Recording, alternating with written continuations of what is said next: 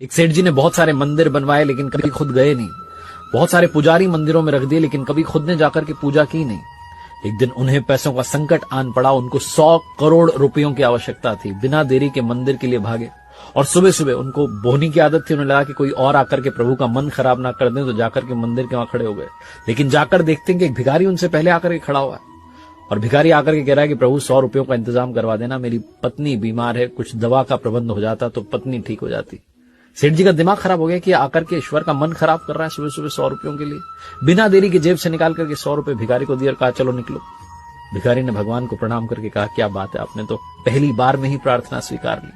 और अब सेठ जी का नंबर आया। सेठ जी कहने लगे भगवान 100 करोड़ रुपए का इंतजाम करवा दो, 100 करोड़ रुपए का इंतजाम करवा दो।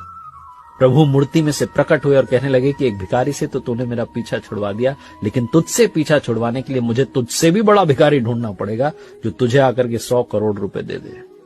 सेठ जी की आंखें भीग गई। उन्होंने कहा प्रभु ये क्या कह रहे हो, आपने इतना बड़ा ताना दिया। भगवान ने कहा और क्या, तू हमेशा मांगने ही तो आता है, कभी मिलने नहीं आया। अगर मिलने आया होता तो संकट तुझ पर कभी आया ही ना होता। कहानी का सार बस ये कहता है कि मांगना बंद कीजिए, अपने आप को समर्पित कीजिए और कहिए प्रभु आप कृपा बरसाइए, सब